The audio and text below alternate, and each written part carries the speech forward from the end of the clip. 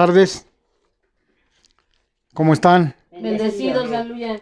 Gracias a Dios porque nos permite reunirnos. El día de hoy vamos a mirar una palabra que tiene mucho que ver con la muerte de nuestro Señor Jesucristo. El título del tema es La historia más grande de amor. Esta predicación está hilvanada con la predicación de hace 8 días. ¿Recuerdan?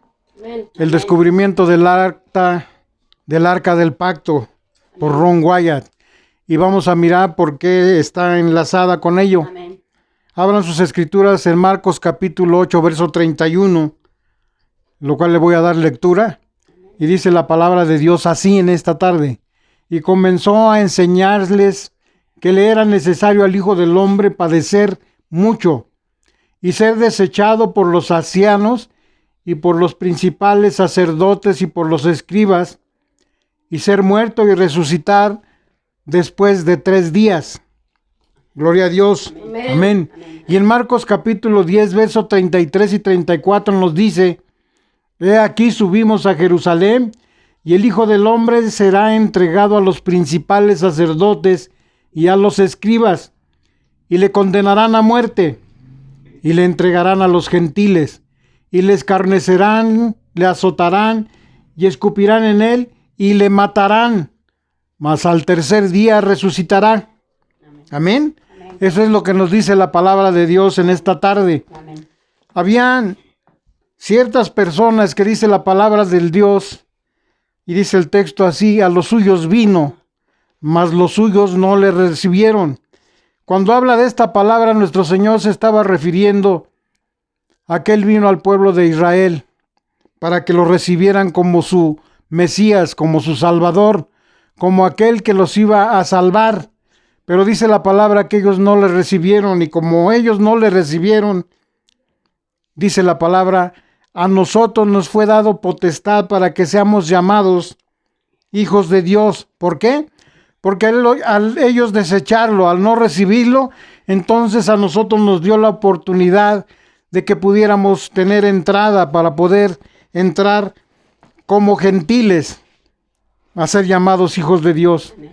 En esta tarde vamos a ver cuál es la historia más grande de amor. Amén. Una de las tareas más difíciles en la carrera de un médico es emitir o expedir un certificado de defunción.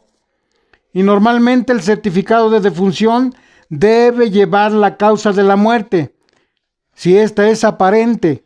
Si alguno de ustedes hubiera sido médico en la ciudad de Jerusalén, allá en el año 31 de la era cristiana, y como médico les hubiera tocado expedir el certificado de muerte de un rabí que era de Galilea y que murió crucificado en las afueras de la ciudad de Jerusalén, exactamente en el Gólgota, en el mes de Nisán del año 31, ¿qué hubiera puesto usted como médico en cuanto a la causa de la muerte por la cual murió Cristo? ¿De qué murió el Señor Jesús?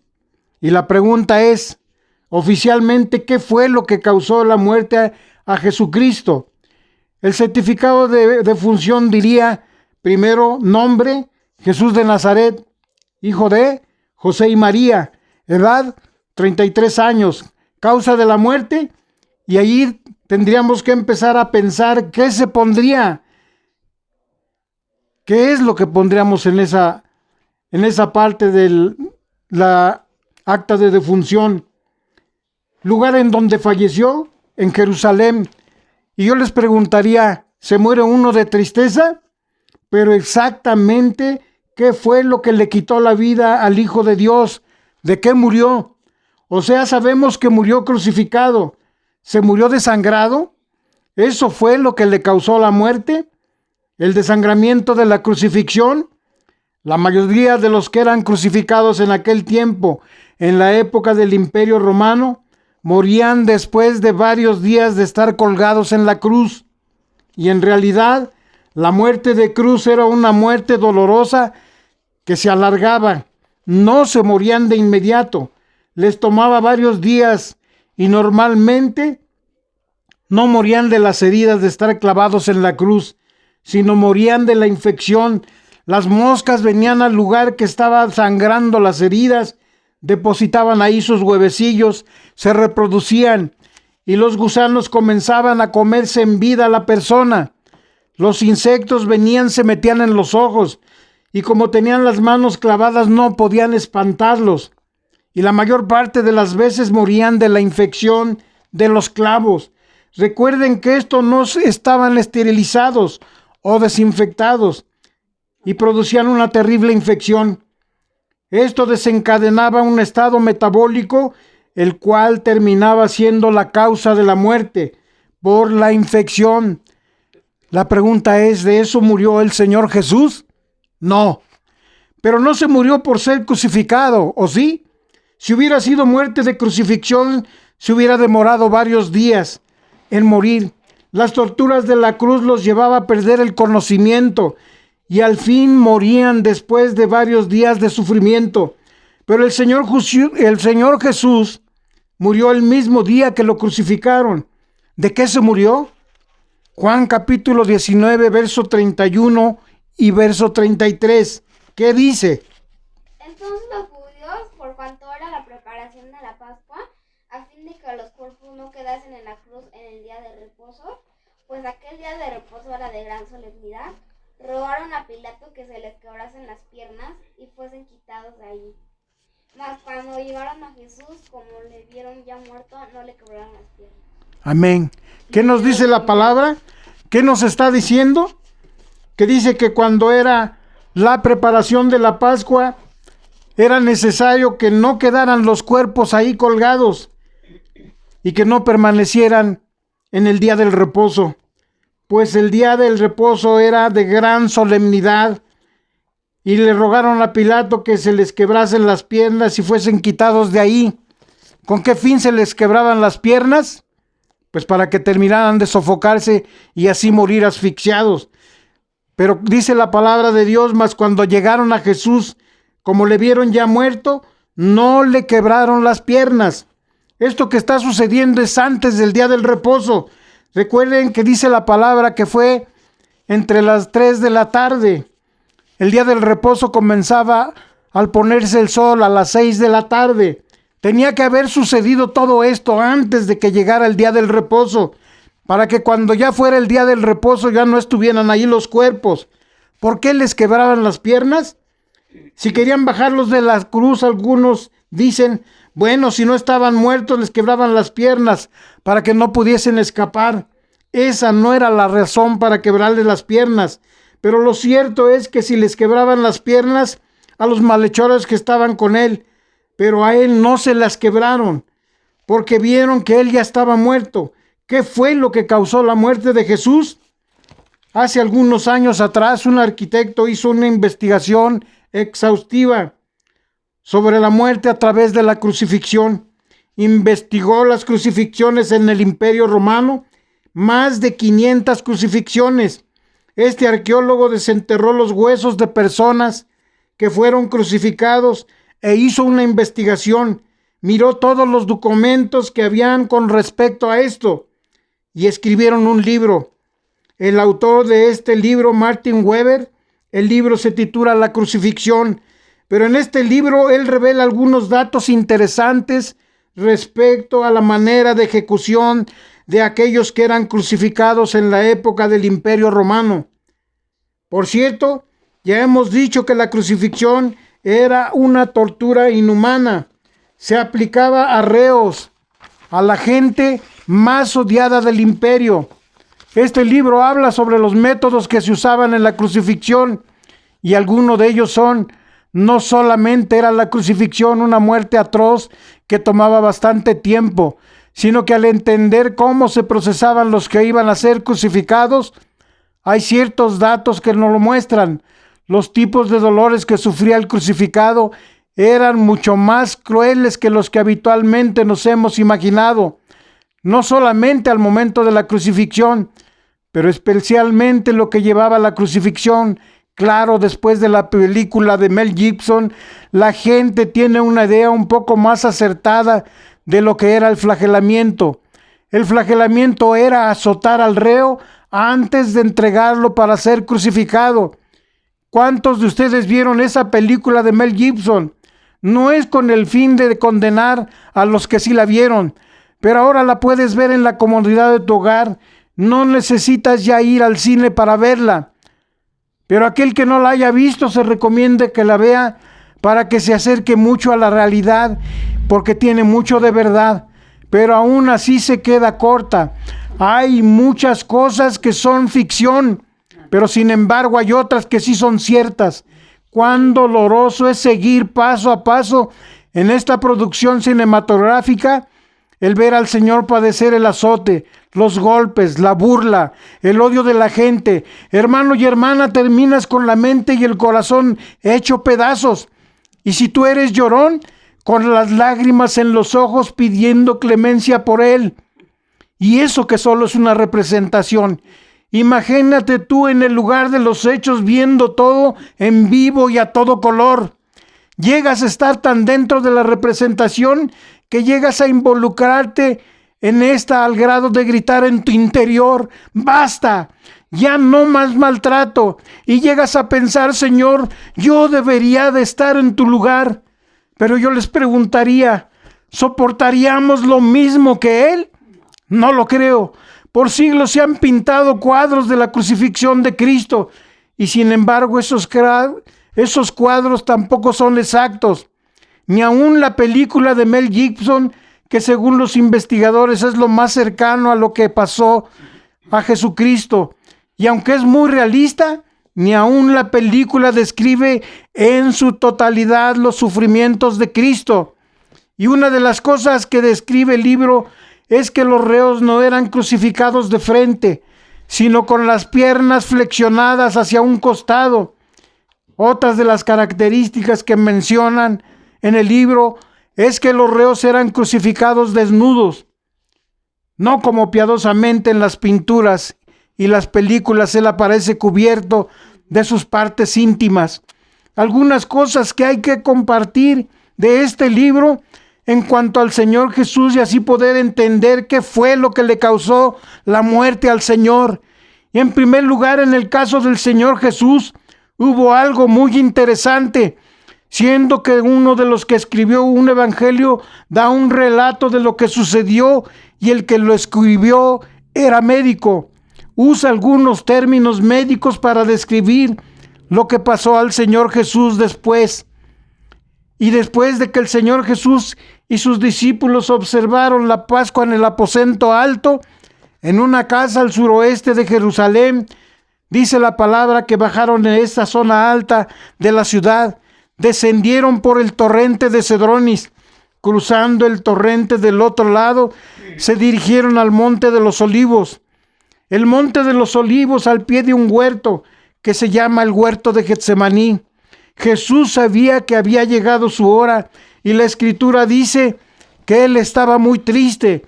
Y veamos en el libro de Mateo, y en él está la institución de la cena. Mateo capítulo 26, verso 36 al 38. ¿Qué nos dice la palabra de nuestro Dios ahí en Mateo? Entonces llegó Jesús con ellos a un lugar que se llama Getsemaní, y dijo a sus discípulos: sentaos aquí, entre tanto que voy ahí y oro. Y tomando a Pedro y a los dos hijos de Zebedeo, comenzó a entristecerse y a angustiarse en gran manera.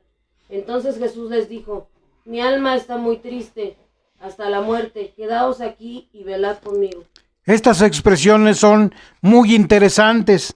Comenzó a entristecerse, dice la palabra, en grande manera. Cayó sobre él una gran congoja, tan grande que le desfiguró el rostro. Fue tan terrible lo que él pasó esa noche en el Getsemaní, que el médico Lucas, que escribió uno de los evangelios, dice una declaración muy importante. Lucas capítulo 22, verso 39 al 44. Gloria a Dios. Lucas capítulo 22, verso 39 al 44. ¿Cómo dice? Y saliendo se fue como solía al monte de los olivos, y sus discípulos también le siguieron. Cuando llegó a aquel lugar les dijo: orad que no entréis en tentación. Y él se apartó de ellos a distancia como de un tiro de piedra, y puesto de rodillas oró, y diciendo: Padre, si quieres, pasa de mí esta copa, pero no se haga mi voluntad, sino la tuya. Y se le apareció un ángel del cielo para fortalecerle.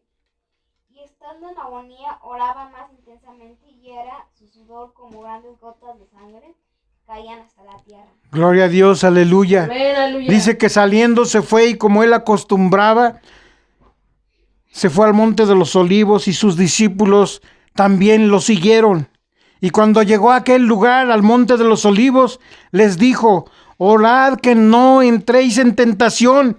Y él se apartó de ellos a una distancia como de un tiro de piedra, y puesto de rodillas oró, diciendo: Padre, si tú quieres, pasa de mí esta copa, pero que no se haga mi voluntad sino la tuya, siempre haciendo la voluntad del Padre. Y se le apareció un ángel del cielo para fortalecerle. Y estando en agonía, dice la palabra, oraba él más intensamente, y era su sudor como grandes gotas de sangre que caían hasta la tierra. Y ahora noten, el médico Lucas dice: y estando en agonía. La palabra usada aquí es un término médico, y como Lucas era médico, sabía muy bien lo que estaba utilizando. La palabra agonía en el griego significa los estertores antes de la muerte. Y cuando una persona está agonizando, nosotros deducimos al usar esta expresión que la persona está muriendo. Y es exactamente el término que usa Lucas. Pero no está hablando de la cruz, sino estaba hablando de la noche anterior en el huerto del Getsemaní. Dice que estaba agonizando y comenzó a salirle de sus poros sudor como grandes gotas de sangre que corrían y caían hasta la tierra.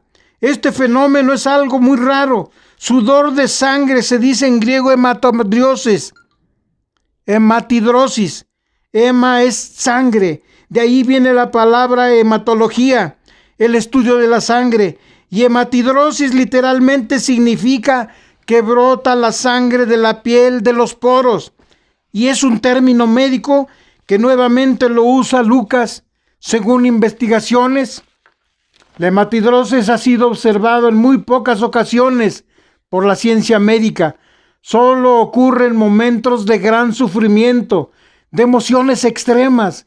Estos estados emocionales fuertes se da como resultado una hemorragia de las glándulas sudoríparas. Hematidrosis. Esto produce de inmediato un estado de hipovolemia, un semishock hipovolémico, por lo que se entra en agonía. Todos los casos que se reportan por la ciencia médica de hematidrosis terminan con la muerte de la persona en la próxima media hora después de sudar sangre. Y en algunos casos, cuando la hemorragia también es interna, sucede de la misma manera. Cristo se hubiera muerto en el Getsemaní. Por eso habla en el Evangelio que vino un ángel del cielo. Y dice Lucas capítulo 22, 43, que acabamos de leer, y se le apareció un ángel del cielo para fortalecerle. Gloria a Dios, aleluya. Algunos dicen que el ángel vino para que él no sufriera tanto.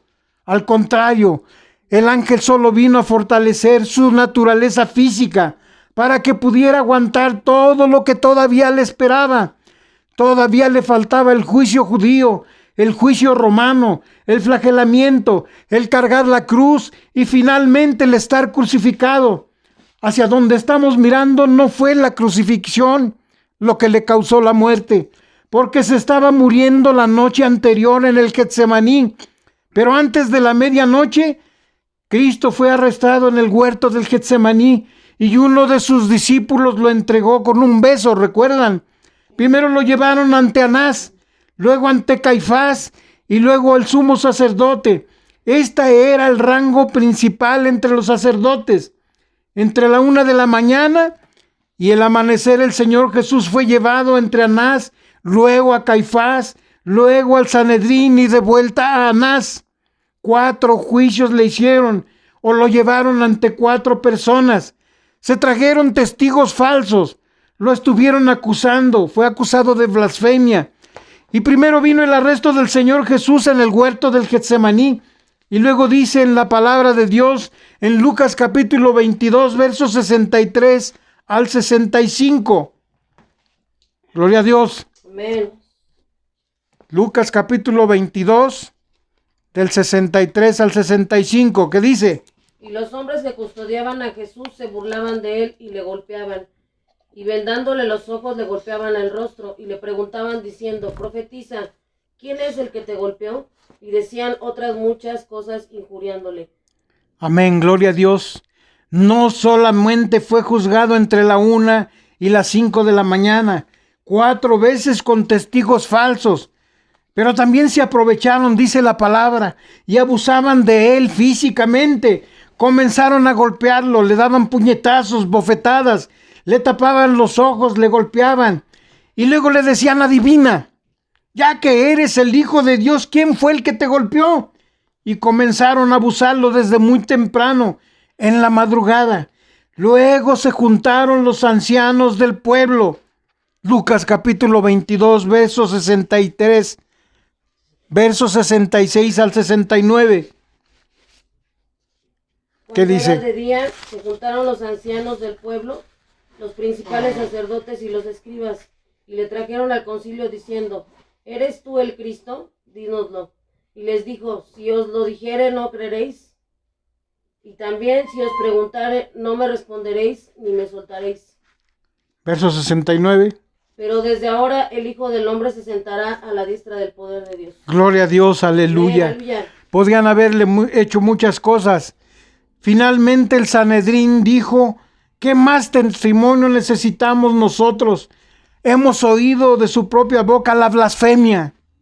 Sin embargo, como los judíos no tenían jurisdicción política para poder enjuiciar a una persona, el castigo de la blasfemia era apedreamiento, según el libro de Levíticos. Cuando una persona blasfemaba tenía que ser apedreada. Pero como los judíos no tenían derecho político ni social para enjuiciar a una persona y para darla a muerte, porque estaban bajo el dominio de los romanos, necesitaban un oficial romano que lo declarara digno de muerte. Así que ante el concilio 2 veces fue declarado culpable de blasfemia. Era suficiente para que lo mataran apedreándolo. Sin embargo, lo llevaron ante Poncio Pilatos y él preguntó cuáles eran los cargos por lo que lo acusaban. Gloria a Dios. Amén, aleluya. Y ante a él también lo acusaron de blasfemia, porque la blasfemia es un cargo religioso. Inventaron un cargo político para poderlo enjuiciar y conseguir que lo declararan digno de muerte. Lo acusaron de ser sedicioso. Lo acusaron de tratar de formar una revuelta contra el gobierno. Dijeron, se dice que es rey de los judíos, y eso es en contra del imperio, porque no puede haber un rey cuando hay un emperador. Y el cargo que le hicieron fue político, mientras que entre los judíos el cargo fue religioso, de blasfemo. Por supuesto, todo eran mentiras, falsos testimonios. Y cuando Poncio Pilato se dio cuenta que era Galileo, Lucas capítulo 23, verso 6, ¿qué fue lo que dijo Pilatos? Entonces Pilato, oyendo decir Galilea, preguntó si el nombre era Galileo. Amén. Desde allí Pilatos empezó a formar su criterio. Dice que entonces Pilato, oyendo decir Galilea, preguntó si el hombre era Galileo. Lo mandó al tetrarca de Galilea, que era Herodes. Y así que primero lo enjuició Pilato. Pilato lo mandó a Herodes y Herodes lo escuchó.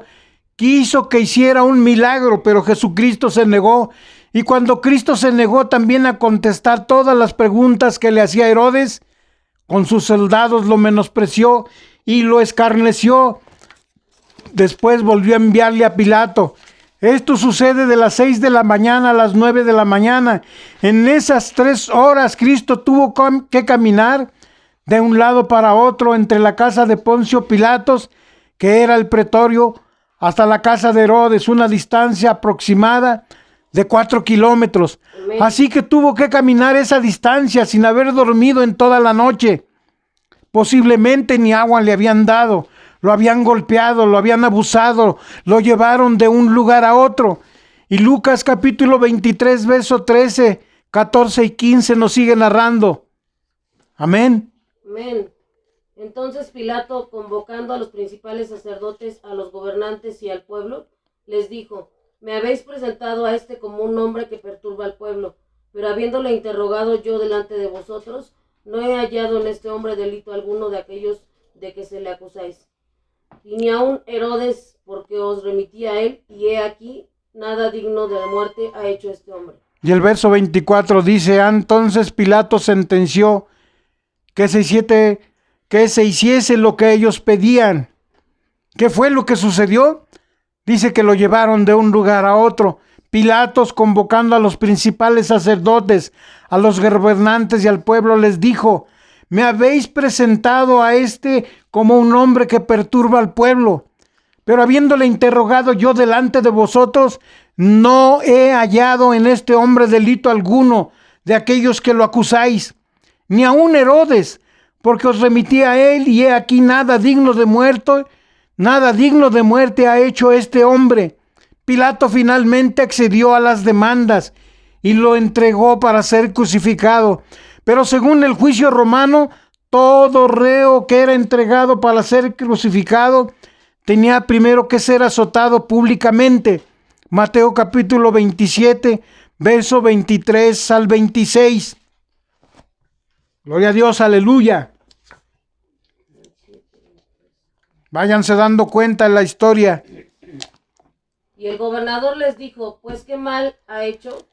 Pero ellos gritaban aún más diciendo: sea crucificado. Viendo Pilato que nada adelantaba, sino que se hacía más alboroto, tomó agua y se lavó las manos delante del pueblo, diciendo: inocente soy yo de la sangre de este justo, allá vosotros. Amén. Y respondiendo todo el pueblo dijo: su sangre sea sobre nosotros y sobre nuestros hijos. ¿Qué fue lo que dijo el gobernador? Pues qué mal ha hecho, porque ellos gritaban aún más diciendo: sea crucificado. Viendo Pilato que nada adelantaba, sino que se le hacía más alboroto, tomó agua y se lavó las manos. ¿Recuerdan esa historia? Me lavo las manos porque delante de Dios yo no tengo culpabilidad. Diciendo: inocente soy yo de la sangre de este justo, allá vosotros. ¿Y cuánto han padecido ese pueblo? Y respondiendo todo el pueblo dijo: su sangre sea sobre vosotros, o sobre nosotros, y también sobre nuestros hijos. ¡Qué maldición han acarreado hasta estos días! Y entonces le soltó a Barrabás, y habiendo azotado a Jesús, le entregó para ser crucificado. Tuvo que decirle al pueblo que a quien elegían que crucificaran. Y al que liberaron fue a un preso que tenía todos los cargos por los cuales sí tenía que haber sido crucificado. Pero entregaron a Jesús para que él tomara el lugar del otro, como un vil delincuente. Y ahora noten ustedes los procesos del enjuiciamiento de un reo entre los romanos después de ser declarado digno de muerte. El reo tenía que ser sido azotado. La razón para azotarlo, según el libro que ya habíamos mencionado sobre la crucifixión, era porque deberían debilitar al reo antes de crucificarlo. Los condenados eran primeramente flagelados cruelmente. Toda persona que era crucificada tenía que ser azotada. La ejecución romana era totalmente legal, pero no podía ser ejecutada sin antes flagelar al reo. O sea, la ley romana decía que para poder crucificar a una persona, primero tenían que azotarlo. Los únicos que se escapaban del flagelamiento eran las mujeres, los senadores romanos o los soldados romanos, a menos que el cargo fuera de traición contra el gobierno. Y entonces se permitía flagelarlo.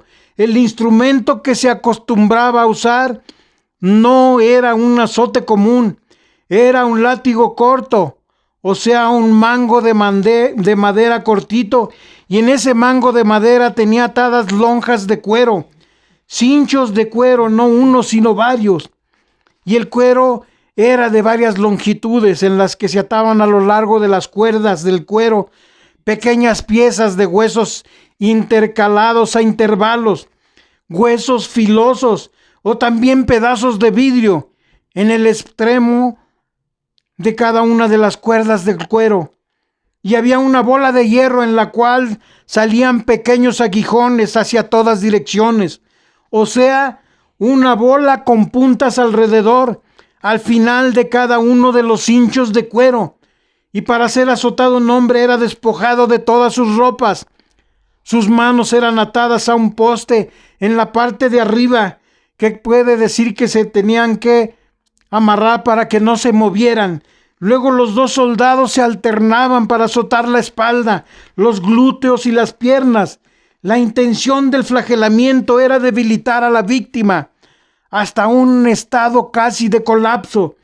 Era para dejarlo totalmente que no se resistiera, para cuando le atravesasen las manos y los pies con los clavos, como los soldados romanos golpeaban repetidamente la espalda de la víctima con mucha fuerza, esas bolas de metal causaban contusiones profundas. Las cuerdas de cuero y los pedazos filosos de hueso y de vidrio no solo rasgaban la piel, sino que laceraban, destrozaban los músculos, los tejidos más profundos, dejando muchas veces descubierta la columna y aún el esqueleto quedaban a la vista. Cuando le daban el golpe, se iban turnando para hacerlo. Un soldado de cada uno de los lados. Uno daba un azote y el otro daba otro, y se iban contando los azotes. La ley romana no permitía que fueran más de 40 azotes, y si moría el reo en los azotes, entonces iban a la cárcel los que lo habían flagelado.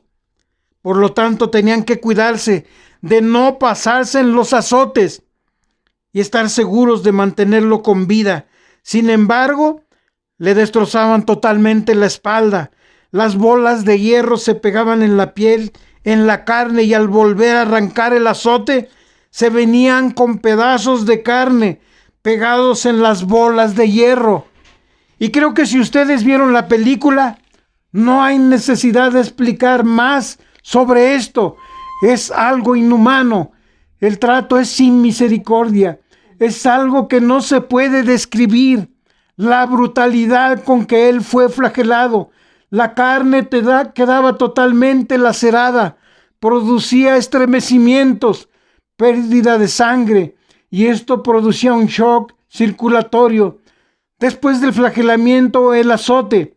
Se acostumbraba a hacer otra cosa que también se encuentra en el relato evangélico. Se llevaba a la persona a un lugar público para hacer escarnio, o sea, para burlarse públicamente de esa persona, para que sirviera de escarmiento a todos aquellos que lo miraban. Mateo capítulo 27, verso 27 al 30, nos vuelve a describir lo que hemos estado comentando.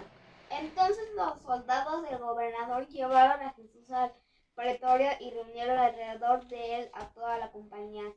Y desnudándole le echaron encima un manto de escarlata y pusieron sobre su cabeza una corona tejida de espinas y una caña en su mano derecha, e hincando la rodilla delante de él, le escarnecían diciendo: «Salve, rey de los judíos». Y esculpiéndole tomaban la caña y le golpeaban en la cabeza. Amén, gloria a Dios. ¿Qué fue lo que hicieron aquellos soldados? Dice, burlarse públicamente de él para que sirviera de escarmiento, y la palabra de Dios lo describe así. Los soldados del gobernador llevaron a Jesús al pretorio y reunieron alrededor de él a toda la compañía, a todos los soldados. Y dice la palabra de Dios, desnudándole, le echaron encima un manto escarlata, como pretendiendo que fuera su vestimenta de rey, y pusieron sobre su cabeza una corona, pero una corona tejida de espinas, y una caña en su mano derecha como si fuera un cetro. hincando la rodilla delante de él, dice la palabra de Dios que le escarnecían, diciendo: salve Rey de los judíos. Y escupiéndole, tomaban la caña y con ella le golpeaban la cabeza. Ahora noten, era burlarse, y siempre ellos buscaban algo sobre qué burlarse. Y en el caso de Cristo, como se ha ido diciendo, se le acusaba de que quería ser el rey. Se burlaron de él, lo dejaron desnudo delante de toda la compañía de soldados. Estos, malos acostumbrados y a la crueldad, sobre la corona de espinas también existe en Jerusalén un arbusto que crece por todas partes. Se le llama la corona de Cristo y hasta el día de hoy se llama así. Este arbusto es como una enredadera, tiene muchas espinas y todas las guías de la enredadera están llenas de espinas. Mateo capítulo 27, verso 31. Dice la palabra que después de haberle escarnecido, ¿qué pasó? Después de haberle escarnecido, le quitaron el manto, le pusieron sus vestidos y le llevaron para crucificarle. Le quitaron aquello que era el manto, supuestamente que era con el que lo vestían como rey. Y ahora le colocaron sus vestidos para llevar a crucificarle. Y al quitar ese manto escarlata que le habían colocado y que le habían puesto para burlarse de él y de escarnecerle, ya la tela estaba pegada a su cuerpo por la sangre que fluía, pero que estaba coagulada. Y al ser retirado, fue arrancado nuevamente junto con partes de su piel. Y al suceder esto, sus heridas vuelven a sangrar. Nótese que el manto fue colocado para asemejar las vestiduras de un rey. Y después de quitar este manto, le colocaron nuevamente sus vestidos y lo llevaron para crucificarlo. Sin embargo, no fue esto lo que causó su muerte. Parte de las leyes romanas era que el reo debía cargar su propia cruz. Sin embargo, dicen las Escrituras que Jesús sucumbió bajo el peso de la cruz. Esto le había causado una gran debilidad extrema, tan grande que no fue por no haber comido o bebido agua, ni por el flagelamiento o por la pérdida de sangre, aunque todo esto contribuyó para que se sintiera débil. Además, él había sufrido desde la noche anterior, donde estaba aún a punto de morirse. Recuerden que dice que él estaba agonizando en el Getsemaní, y había otra condición que hacía que Jesús ni siquiera tuviera fuerza para cargar esa cruz, ya que Jesús era una persona fuerte y sana, no era enfermizo. Jesús era una persona que caminaba distancias muy largas a Jerusalén, a Judea, a Galilea, viajes tan grandes a estas regiones. Y además recuerden que él era carpintero. Ese oficio también hacía que también hiciera ejercicio al cortar madera, al usar el hacha para derribar árboles. Eso hacía que él fuera de una condición mayor. Si no fuese así, quizás él no hubiese resistido todo lo que hasta estos momentos ya ha vivido. Dice la Escritura que cuando llegaron al lugar de la crucifixión, primero crucificaron a los otros dos. La forma como eran tratados en ese momento era con saña y coraje. Eran arrojados al suelo, un suelo que tenía alrededor del hoyo donde habían levantado el hoyo para colocar la cruz. Había tierra, piedrecillas, y eso era otra causa por lo que Jesús volvió a ser maltratado. Al empezar a realizar el acto de la crucifixión, le quitaron nuevamente sus vestidos, lo desnudaron. Dice la Escritura que nunca los reos eran crucificados vestidos, y en cuanto los soldados lo arrojaron al suelo, cayó de espaldas.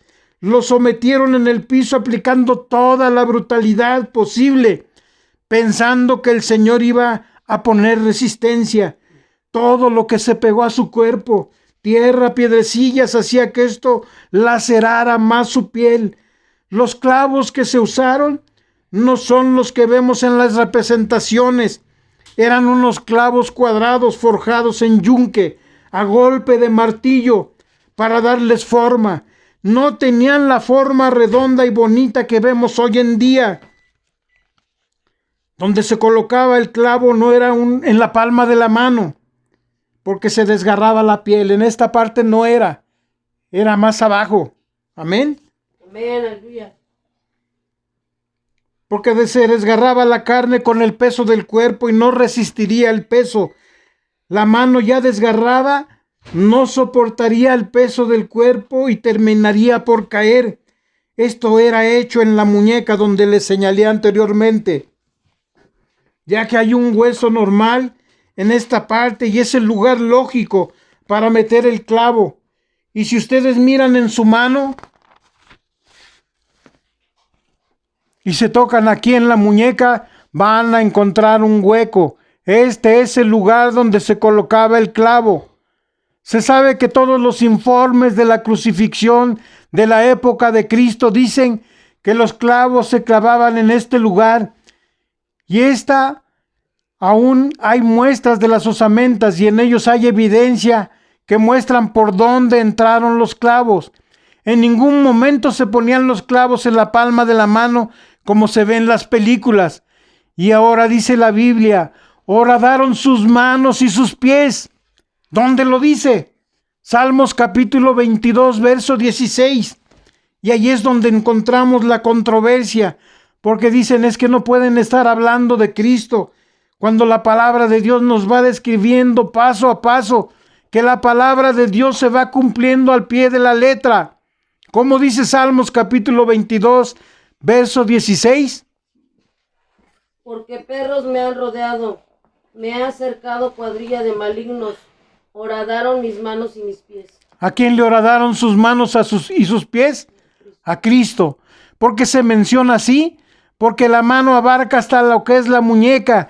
Y como se decía anteriormente, era doloroso que fuera clavado en la palma. Pero era mucho más doloroso el ser clavado en la muñeca, porque justamente allí puede aguantar el peso del cuerpo. Y es terrible porque justo en este lugar pasan todos los nervios que van hacia la mano.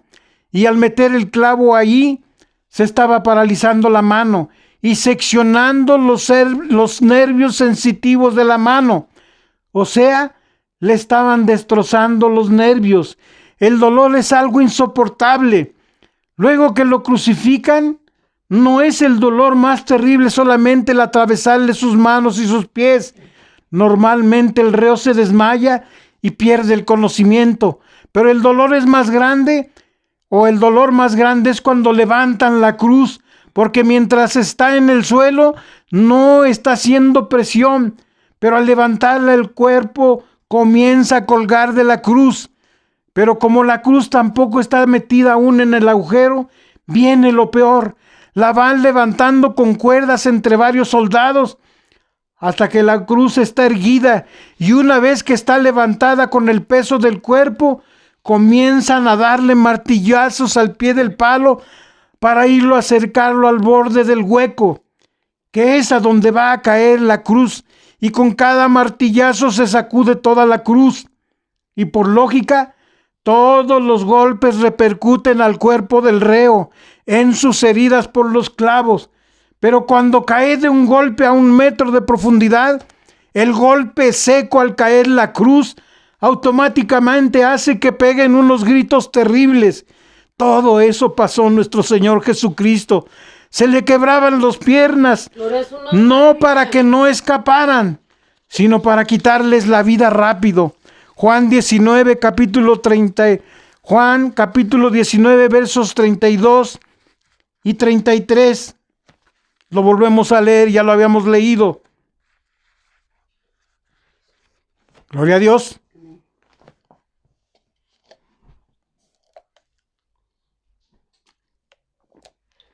Bendito sea su nombre. Los soldados y quebraron las piernas al primero y asimismo al otro que había sido crucificado con él. Mas cuando llegaron a Jesús, como le vieron ya muerto, no le quebraron las piernas. Gloria a Dios.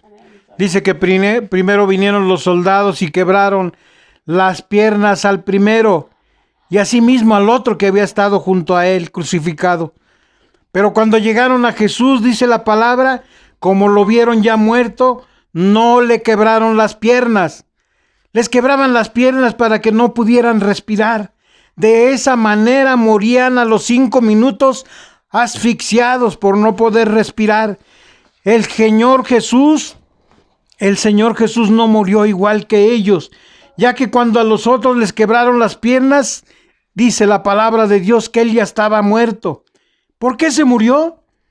¿Por qué ya estaba muerto si los otros todavía estaban vivos?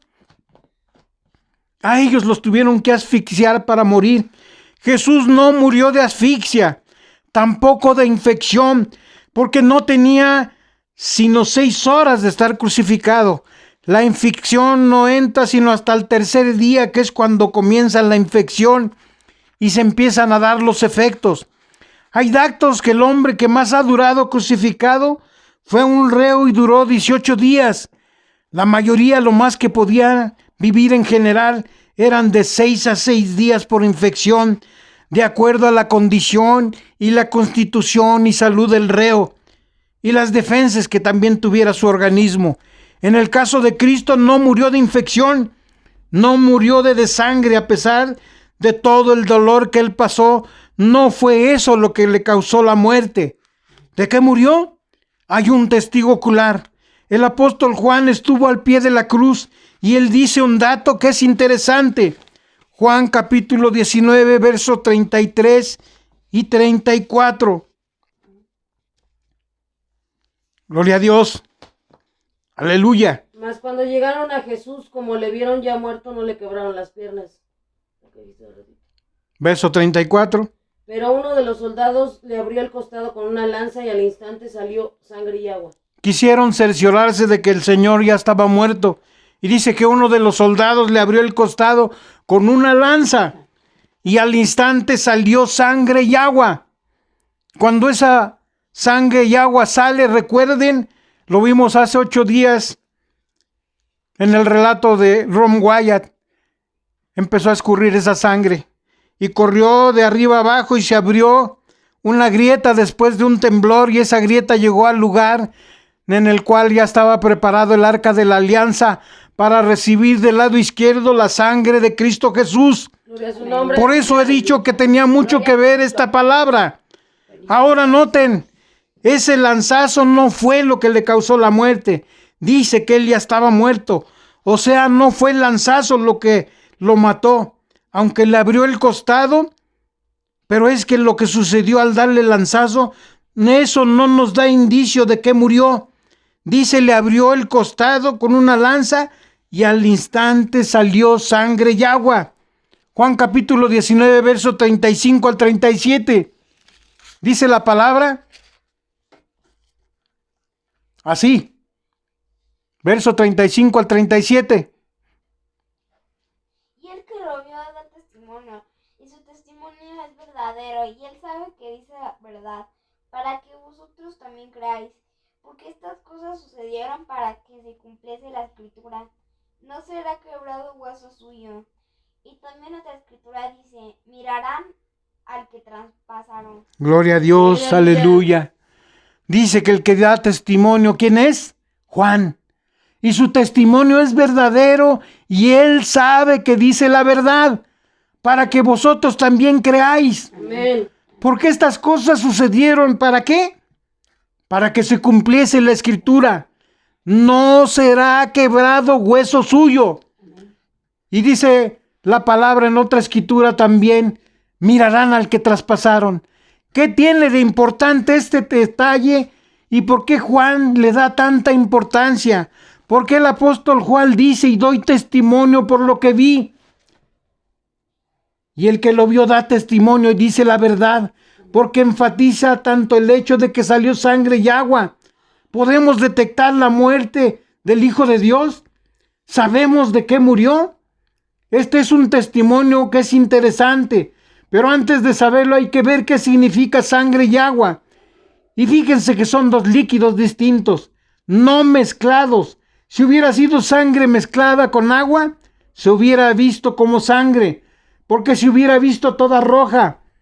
Pero cuando Juan dice salió sangre y agua, es que vio 2 líquidos distintos, uno rojo y el otro agua transparente. Eran 2 líquidos distintos. ¿Por qué? Y en un momento lo vamos a ver. Pero antes de eso tenemos que ir un poco antes de esto, para entender de qué murió el Señor Jesús. Y vamos de vuelta con el evangelista Lucas, el médico, y estamos llegando al diagnóstico de la muerte de Cristo. Lucas capítulo 23, verso 44 al 46. Gloria a Dios. Cuando era como la hora sexta, hubo tinieblas sobre toda la tierra hasta la hora novena. Y el sol se oscureció, y el velo del templo se rasgó por la mitad. Entonces Jesús, clamando a gran voz, dijo: Padre, en tus manos encomiendo mi espíritu. Y habiendo dicho esto, expiró. Aquí el evangelista Lucas dice clamando a gran voz. La palabra que se usa aquí, clamando a gran voz, literalmente clamar quiere decir pedir ayuda a gritos. Pedir o requerir ayuda con desesperación. Gran quiere decir acópoque, apócope de grande, grande, que es tan fuerte e intenso. Voz, sonido que sale de la boca de los seres humanos, producido por el aire que pasa de sus pulmones al exterior a través de la garganta. Aire que pasa de sus pulmones, dice la palabra, a través de la garganta. Clamando a gran voz fue la palabra que dijo nuestro Dios, nuestro Señor Jesucristo. Un grito fuerte e intenso, pidiendo ayuda a gritos con desesperación a través de su boca. Y Mateo lo registra de esta forma. Mateo capítulo 27, verso 50. Mas Jesús, habiendo otra vez clamado a gran voz, entregó el Espíritu. Y un poco antes, en el versículo 46, leíamos: cerca de la hora nona, Jesús clamó a gran voz, diciendo: Elí, Elí, lama sabactani, esto es: Dios mío, ¿por qué me has desamparado? La palabra Elí quiere decir mi Dios. Él es Dios. Lama, ¿por qué? Sabactani, dejaste solo, ¿por qué me desamparaste? Recuerden que había tinieblas en torno a la cruz. Amén, aleluya. Desde las 12 del mediodía hasta las 3 de la tarde. Gloria a Cristo, aleluya. Cuando la luz refulgente de Cristo Jesús se apaga el sol. El sol se negó a dar su resplandor cuando el Hijo de Dios moría y estaba en sus estertores de la muerte. Toda la naturaleza creada se compadeció del Hijo de Dios. El sol se oscureció, nuestro Dios volteó su rostro. Hubo tinieblas en torno a la cruz, pero esas tinieblas, dice, eran para ocultar el rostro del Padre. Porque Jesús gritó tan desesperadamente: Dios mío, ¿por qué me has dejado solo? ¿Por qué me desamparaste? Y tenemos que entender que desde el día 14 de Nisan tenemos que retomar el hilo completo para llegar al final. Desde el día 14 de Nisan por la tarde, el Señor Jesús, al instituir y participar de la cena, Él estaba asumiendo el cargo de víctima. Él era el cordero que habría de sacrificarse para el perdón de los pecados. Y al dar de comer su cuerpo, el pan, y decir: tomad, comed, esto es mi cuerpo, que por vosotros es partido. Amén, Literalmente Él estaba asumiendo el lugar del cordero y estaba tomando el lugar que estaba señalado por ese cordero desde hace siglos. En otras palabras, cuando el pecador reconocía su pecado, venía ante el sacerdote al santuario, traía un animal inocente, un cordero, traía este animal y transfería su pecado a la víctima. El animal ahora cargaba el pecado que tenía que ser degollado para hacer sacrificio de expiación. El Señor Jesús recibe los pecados de toda la raza humana y le comienzan a ser colocados sobre él como víctima. Al asumir ese lugar del cordero en la noche del 14 de Nisan, al dar de comer y beber el pan y el vino, al dar de comer a sus discípulos, Él está asumiendo el lugar del cordero y los pecados le están siendo colocados sobre Él. Por eso cuando salió de ahí les dijo a sus discípulos: mi alma está muy angustiada hasta la misma muerte, y dice la palabra que se entristeció terriblemente. ¿Saben por qué se entristeció? Porque él sabía lo ofensivo y terrible que era el pecado a la vista de su Padre. Él sabía que su Padre aborrece el pecado, porque su Padre es demasiado puro de ojos para ver el mal. Dice la Escritura, Dios no puede soportar en su presencia la inmundicia. Y en su presencia tampoco puede soportar la suciedad. Y en este momento Jesús estaba comenzando a cargar los pecados de toda la humanidad, los tuyos y los míos. Por eso el apóstol Pablo dice en 1 Corintios capítulo 15, verso 1 al 4. Aleluya. Aleluya. Gloria a Dios. Aleluya, gloria al Señor. Que esta palabra llegue a tu corazón. Bendito sea su nombre. ¿Cómo? Además, Amén. además os declaro, hermanos, el evangelio que os he predicado, el cual también recibisteis, en el cual también perseveráis, por el cual asimismo si retenéis la palabra que os he predicado, sois salvos, si no creísteis en vano. Porque primeramente os he enseñado lo que asimismo recibí, que Cristo murió por nuestros pecados conforme a las Escrituras, y que fue sepultado y que resucitó al tercer día conforme a las Escrituras. Gloria a Dios, aleluya. Aleluya. La razón por la cual Cristo murió, dice el apóstol Pablo, es que Él murió por nuestros pecados. Amén. Y en otras palabras, Él cargó el pecado de todos nosotros, las de todo el mundo. Esos pecados le fueron colocados sobre Él desde la noche del 14 de Nisan en adelante. Desde ese momento Él empezó a cargar los pecados. Por eso estaba debilitado, por eso estaba angustiado, por eso estaba desesperado. Por eso esa noche estuvo a punto de morirse mientras agonizaba, porque sentía el peso del pecado sobre de sí. Todo pecado que la raza humana hubiese cometido desde Adán en adelante hasta nuestros días, le fueron colocados sobre él poco a poco, y fue recibiendo esa carga, no de una sola vez porque lo hubiera destruido, pero poco a poco él comenzó a repasar la experiencia de la raza humana. Esa noche, y al ir repasando las distintas generaciones en su mente, todos esos pecados de esas generaciones le fueron colocados sobre él. Comenzó con Adán y el pecado de Adán, el pecado de Caín, y de allí en adelante comenzó a repasar las distintas generaciones, los que vivieron antes del diluvio, los que vivieron después del diluvio, los que vivieron en la época de los reyes de Israel y de Judá. Todos esos pecados atroces comenzaron a ser colocados, pero llegó a sus días y Dios le mostró a él en el futuro los pecados de las generaciones futuras, que también tenía que cargar no solamente los pecados pasados, sino también los pecados futuros. Y cuando todo el peso del pecado le fue colocado sobre él, eso fue en los últimos momentos que llegó a las generaciones futuras. Y cuando el Señor Jesús dijo: Padre, si es posible, pasa de mí esta copa, mas no como yo quiero, sino como tú, Señor. Se estaba refiriendo a cargar estos pecados, y le fueron colocados generación tras generación sobre él, y el peso del pecado fue tan grande que se abrumaba. Desde las 12 del mediodía hasta las 3 de la tarde, los pecados que le fueron colocados fueron los pecados de las generaciones futuras y venideras, y el peso fue tan terrible que cuando llegó el momento él vio lo que venía sobre la raza humana y gritó: Dios mío, no me dejes solo.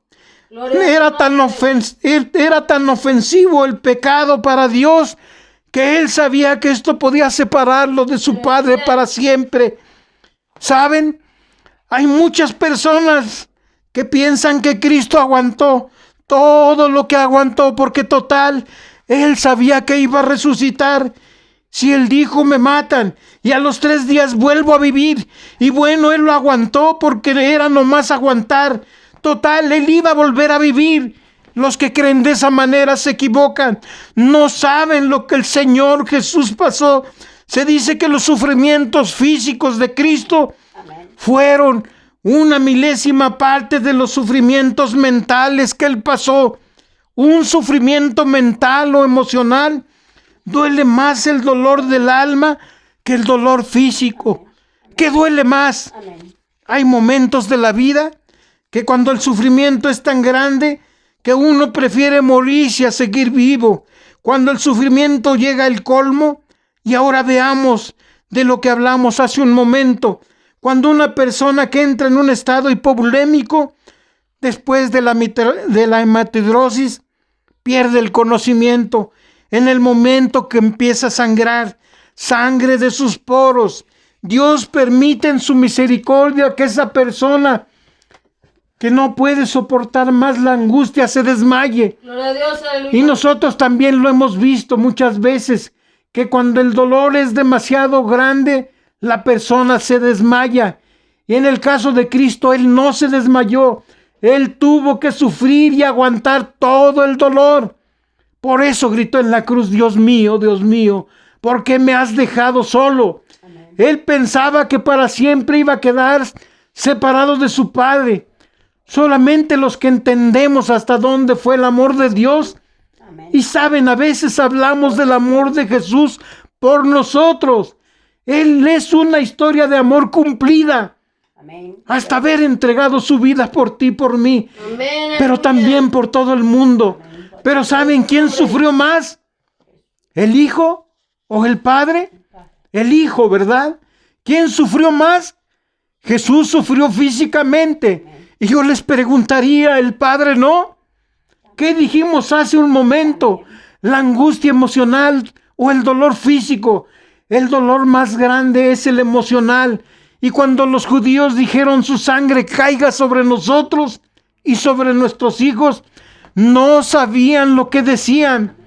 Les tocó mucho sufrir en la Segunda Guerra Mundial. Amén. Millones de judíos fueron sacrificados. Amén. Y tuvieron que ver cómo mataban a sus hijos. Amén. No podían hacer nada. Los torturaban delante de ellos. Les arrancaban los ojos, las orejas, las manos, la lengua. Y los judíos no podían hacer nada. Eran impotentes para evitar el sufrimiento de sus hijos.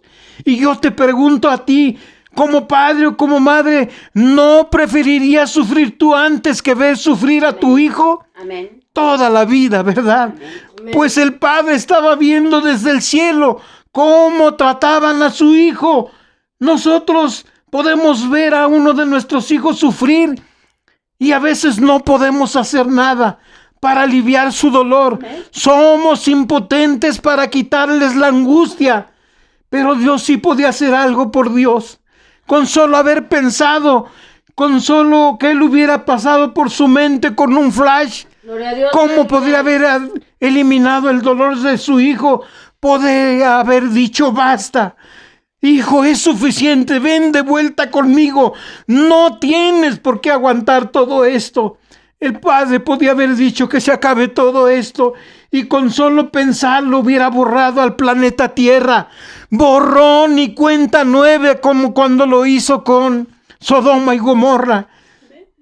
Comencemos otra vez. Sin embargo, el padre aguantó todo esto. El padre vio cómo a su propio hijo le escupieron en el rostro, cómo lo escarnecían, cómo lo golpeaban en el rostro, en el cuerpo, cómo hacían burla de él, cómo fue desnudado, la furia con que él fue tratado, y el padre solo lo estaba viendo y tuvo que soportar todo eso, y todo eso por amor a nosotros. El hijo sufrió, pero el padre también sufrió, y Jesús, agonizando en la cruz, gritó: Dios mío, ¿por qué me dejaste solo? Él sintió que su padre se había apartado de él y en su interior pensó para sí que era atroz la angustia de que su padre había quitado su rostro de él. Toda su vida había estado cercano a su Padre. Gloria a su nombre, aleluya. Había estado en comunión con Él. De pronto sintió cómo la presencia de Dios lo abandonaba y lo fue dejando solo, porque solo pisó el lagar. Y dice la Escritura en Isaías capítulo 53, verso 7. Ayúdenme. Gloria a Dios, aleluya. Angustiado él y afligido, no abrió su boca. Como cordero fue llevado al matadero, y como oveja delante de sus trasquiladores, enmudeció y no abrió su boca. Dicen que no habla de nuestro Señor Jesucristo, y está describiendo todo lo que Él vivió. Angustiado él y afligido, dice la palabra, no abrió su boca. Y como cordero fue llevado al matadero, y como oveja delante de sus trasquiladores, enmudeció y no abrió su boca. ¿Qué dice el verso 6? Todos nosotros nos descarriamos como ovejas.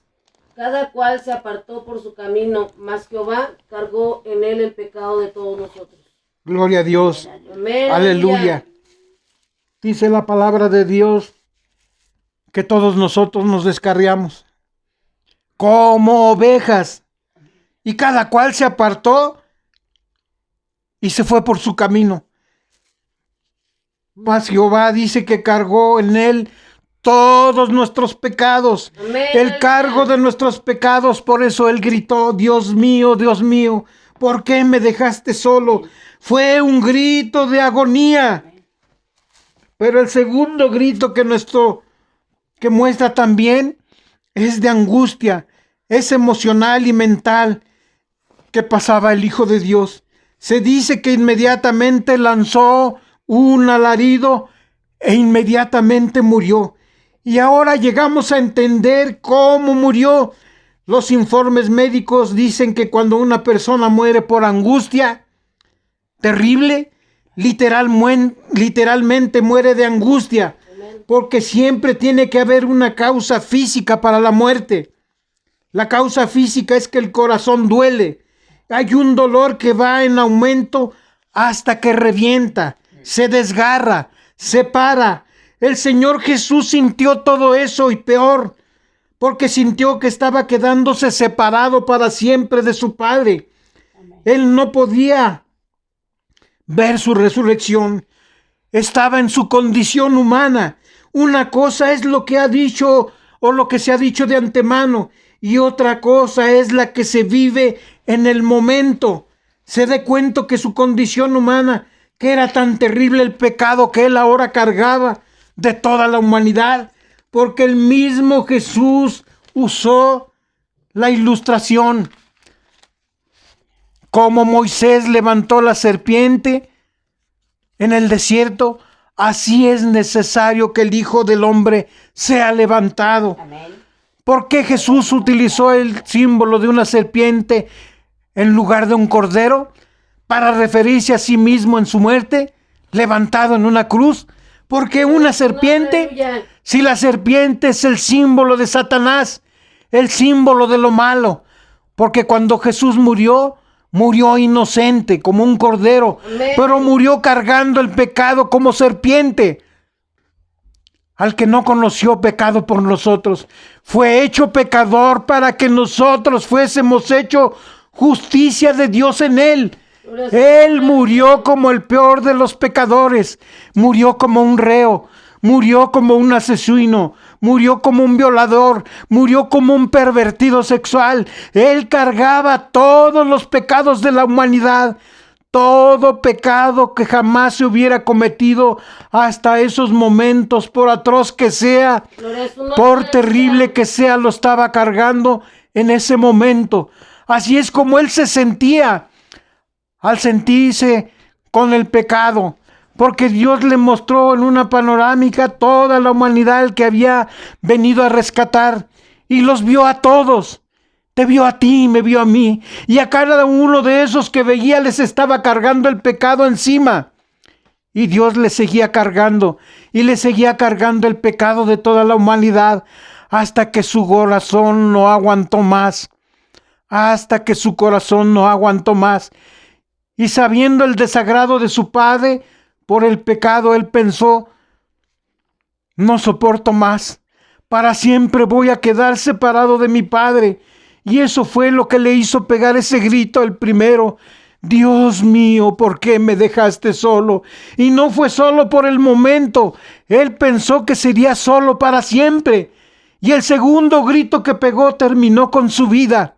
Literalmente, su corazón explotó. Eso fue lo que sucedió.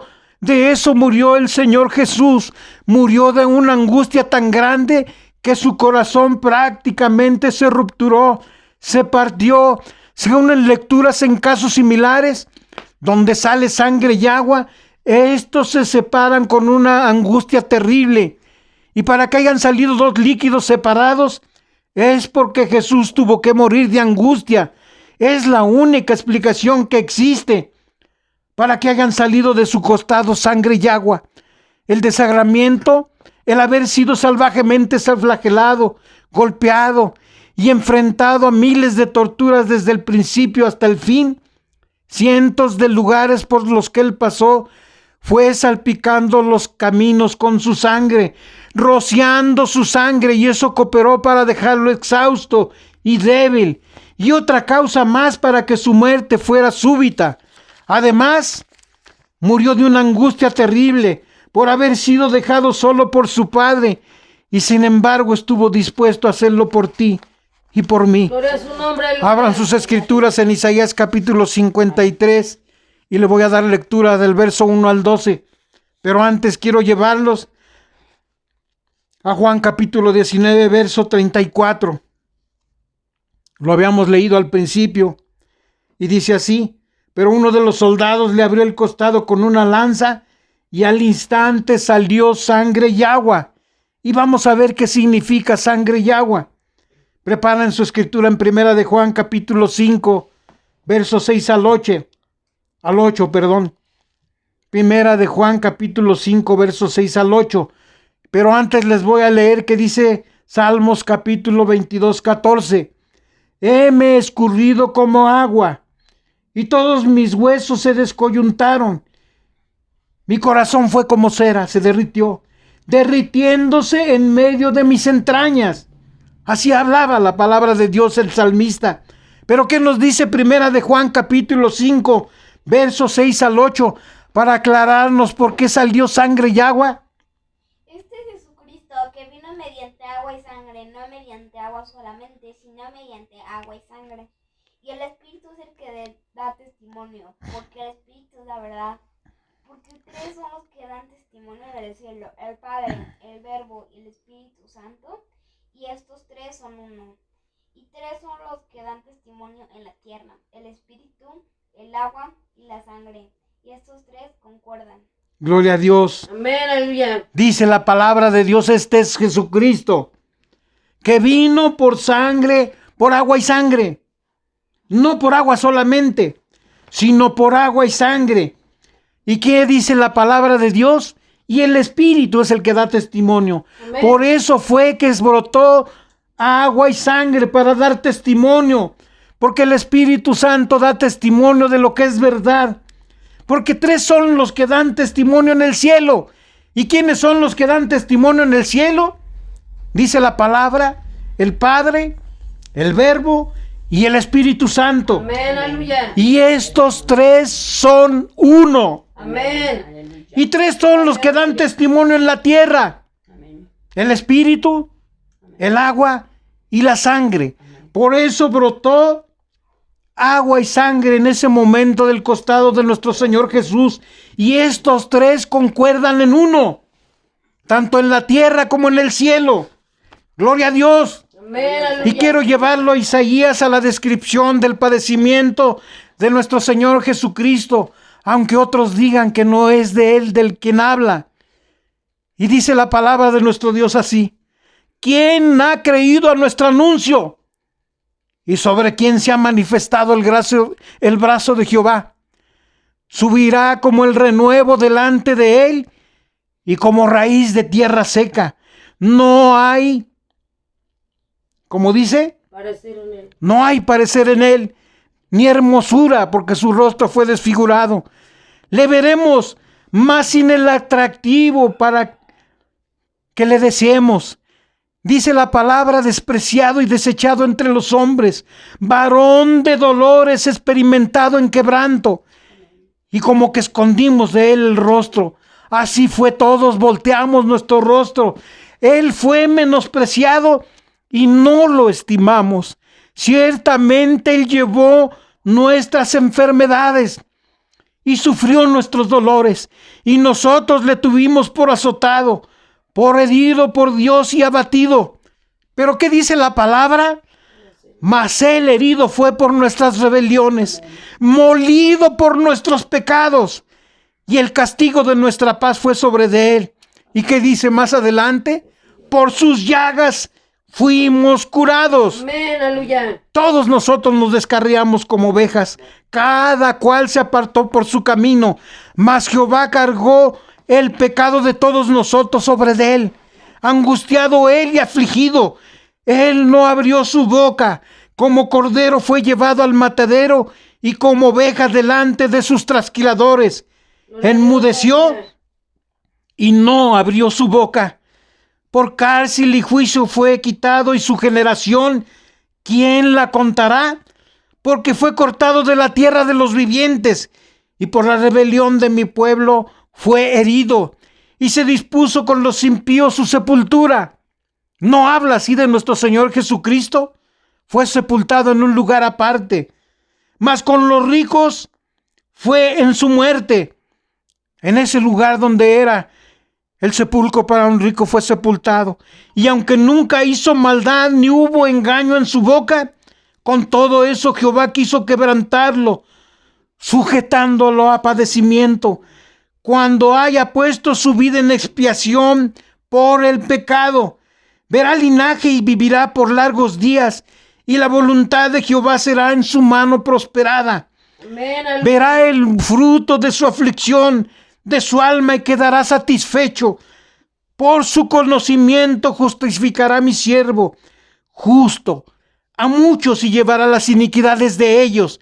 Por tanto yo le daré parte con los grandes, y con los fuertes repartirá despojos, por cuanto derramó su vida hasta la muerte, y fue contado con los pecadores, habiendo llevado el pecado de muchos y orado por los transgresores. Amén, aleluya. ¿Quién fue? Nuestro Señor Jesús, no hay duda. Amén, aleluya. Justo. Fue un siervo justo, y dice que llevó todas las iniquidades de nosotros. Hermano y hermana, ¿escuchas? Lo único que hizo posible que el Señor siguiera adelante hasta beber la última copa de esa copa amarga fue el verte desde la eternidad a ti y a mí. Vio el fruto de su aflicción, de su alma, y quedó satisfecho. Cuando Dios le mostró a su Hijo las generaciones, y fue pasando como en película todo lo que se había logrado con su sacrificio. ¿Han oído ustedes cuando una persona está a punto de morir? Dicen muchos que a veces en un flash de segundos antes de la muerte se le muestra toda la vida en un flash. ¿Han escuchado ustedes eso? En corto tiempo la persona vuelve a revivir todas las escenas de su vida. Así le pasó al Señor Jesús, solo que no fue en unos segundos. A Él le tomó horas ir reviviendo toda la historia de la humanidad. Y con cada rostro que veía, y en esos rostros estaba también el tuyo y el mío, Él decía: está bien, pago por él, pago por ellos. Y cargaba todos los pecados en él, los tuyos, los míos, los de todo el mundo. Pero veía el fruto, veía que esas almas iban a ser salvadas. Te vio a ti y me vio a mí. Amén, Y cuando aleluya. nos vio a nosotros, dijo: estoy dispuesto a ir a la muerte para salvarlo a él, para salvarlo a ella. Y yo quiero que tú veas que ese fruto de la aflicción del alma de Cristo que le causó la muerte no fue en vano. El dolor más grande que podría haber recibido el Hijo de Dios es ver que Él sufrió todo esto por ti y por mí, y que tú lo desprecies. ¿Te imaginas lo que significa que Él pasó todo esto por ti? Y ahí en la cruz siguió adelante hasta el sufrimiento y la muerte para salvarte a ti. Amén. Gloria al Señor. Y que tú ahora le digas, a mí no me importa todo lo que tú hiciste. Yo quiero vivir mi vida como yo quiero. Y no quiero que nadie se meta conmigo. Yo quiero vivir sin Dios y sin ese amor. Dice la Escritura que lo más terrible que podemos hacer es tener por inmunda la sangre del pacto eterno. Amén. Es pisotear al Hijo de Dios. Amén. Todo pecado y toda ofensa le será perdonada al hombre, menos la ofensa contra el Espíritu Santo, porque el Espíritu Santo es el que te lleva a reconocer Amén. el sacrificio de Cristo. Amén. Gloria al Si el Espíritu Santo te está hablando a ti en esta hora, el Espíritu Santo te está diciendo, ¿entiendes lo que Cristo hizo por ti? Aleluya. No le digas que no. Dile, sí, Señor, acepto este sacrificio, porque dice la Escritura que todo aquel que cree en Él no se pierde, sino que tiene vida eterna. Señor. Aleluya. Cristo no se quedó en la tumba. Cristo resucitó. ¿Y sabes por qué resucitó? Para servir como tu sacerdote intercesor. Amén. Así como el sacerdote recogía la sangre en un tazón del animal sacrificado en el altar y lo llevaba al santuario para hacer la expiación, así el Hijo de Dios ascendió al cielo y ofreció un solo sacrificio por los pecados de muchos, una sola vez y para siempre. Aleluya. Y ahora está sentado a la diestra del Padre Amén. y yo junto con Él. Amén. ¡Gloria a Dios! ¡Aleluya! Gloria a su nombre. aleluya. Cristo no está muerto. Cristo vive. Amén. Aleluya. Bendito sea su nombre. Y concluimos, amados hermanos, esta historia de amor se escribió con sangre, con la sangre de Cristo Jesús derramada en la cruz del Calvario para salvación tuya y mía y para salvación de muchos, Amén. pero también de todo el mundo. Amén. Dios les bendice y Dios bendiga su palabra. Amén. Gloria al Señor.